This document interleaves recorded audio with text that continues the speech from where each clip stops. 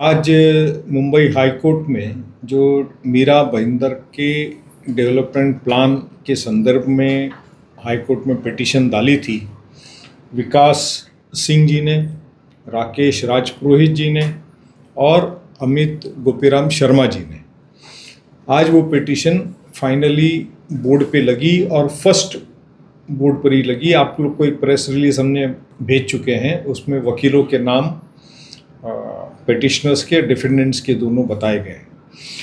इसमें कोर्ट ने आज हमारे सीनियर काउंसिल्स की हियरिंग सुनी, आर्ग्यूमेंट सुना और कोर्ट ने उसमें पूछा क्या ये पिटिशनर्स उस शहर के रहवासी हैं या नहीं।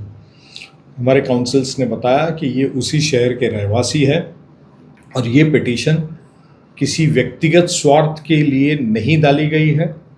उनका जो भी ऑब्जेक्शन और सजेशन है वो मीरा भाईंदर शहर में जो नया डीपी प्लान प्रारूप जिसे कहा जाता है, ड्राफ्ट डीपी प्लान पब्लिश हुआ है, उसमें जो पब्लिक एमिनिटीज़ है जो सरकार ने कंसीडर नहीं करी है, वो इशू पे इन्होंने ऑब्जेक्शंस एंड सजेशंस लिया है। मगर गवर्नमेंट ने इनको एक बार डीपी प्लान पब्लिश हुआ, उस पर ऑब्जेक्शन सजेशन का टाइम था, वो ऑब्जेक्शन सजेशन की हियरिंग हुई। मैं खुद भी उस हियरिंग में गया और हमने खुद ने प्रेजेंटेशन दिया, 2.5-3 घंटा चली।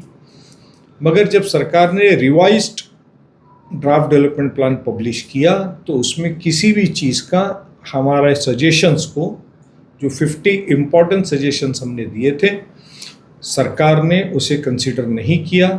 तो फाइनली हमको कोर्ट में दस्तक देनी पड़ी और विकास सिंह, राकेश राजपुरोहित और अमित शर्मा जी पिटिशनर बने और फाइनली आज कोर्ट में वो मुद्दा डिस्कशन पे आया।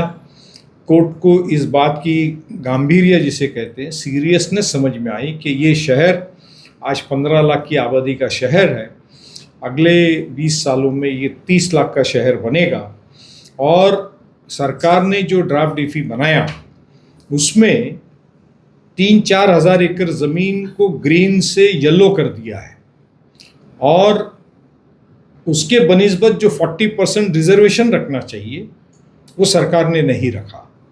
रिजर्वेशन में playground, garden, bus depot, school, hospital, helipads, district courts, police commissionerate office, police के क्वार्टर्स, ये जो इम्पोर्टेंट है, फिश मार्केट, भाजी मार्केट्स, शमशान, कब्रिस्तान, बरियल ग्राउंड्स, इसको गवर्नमेंट ने कंसीडर नहीं किया। बल्कि जो रिजर्वेशंस थे पिछले 10 सालों में गवर्नमेंट ने उसमें विविध अमेंडमेंट्स ला करके उन रिजर्वेशंस को कैंसिल किया।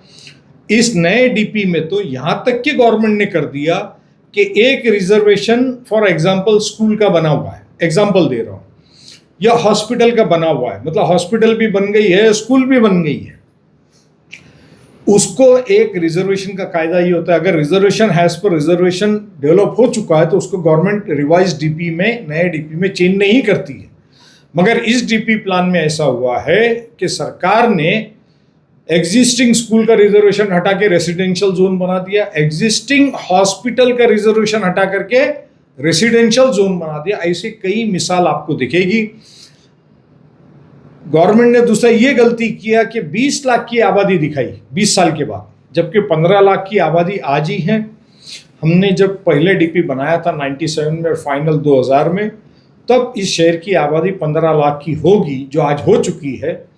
वो टर्म डीपी का 2017 में ख़त्म हुआ। सरकार ने 2020 तक नया डीपी बना देना चाहिए था, सरकार ने नहीं बनाया, 7 साल हो गया है और 2022 से सरकार ने स्टार्ट किया है, 2025 खत्म होने को आ गया है, तब भी सरकार इस पर फैसला नहीं कर रही है। सिर्फ इतना ही नहीं, जो सरकार ने नए डीपी में 3 से 5 हज़ार एकड़ ज़मीन को ग्रीन जोन और रिजर्वेशन कैंसिल करके जो रेसिडेंशियल जोन में लाया है, अच्छी बात है, हमारा उसको विरोध नहीं है।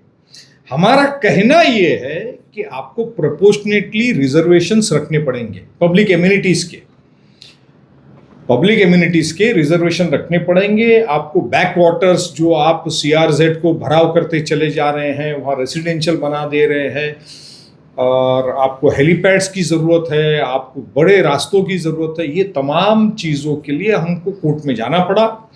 कोर्ट में आज काफ़ी देर डिस्कशन हुआ और फाइनली हाई कोर्ट का हम धन्यवाद व्यक्त करते हैं कि कोर्ट ने इसकी सीरियसनेस समझी और गवर्नमेंट को डायरेक्शन दिया है कि 30/11/2025 तक इनकी फाइनल हियरिंग आपको लेके डिसीजन करना है, ना कि सिर्फ हियरिंग लेना है, आपको डिसाइड करना है।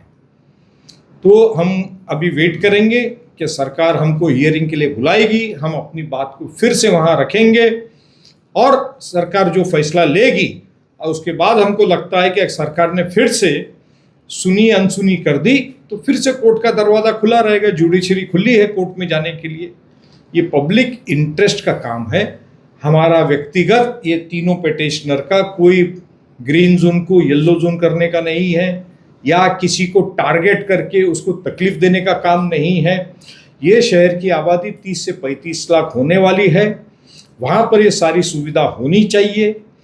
इसकी कनेक्टिविटी रास्तों की, आपकी और मेट्रो की बोरीवली तक जॉइंट होना चाहिए। ये सारे मुद्दे उसमें हैं। तो इसके लिए आज हम आपको ये इन्फॉर्मेशन देने के लिए आज आपकी प्रेस कॉन्फ्रेंस यहाँ बुलाई। आप सब आए उसके लिए आपका शुक्रिया।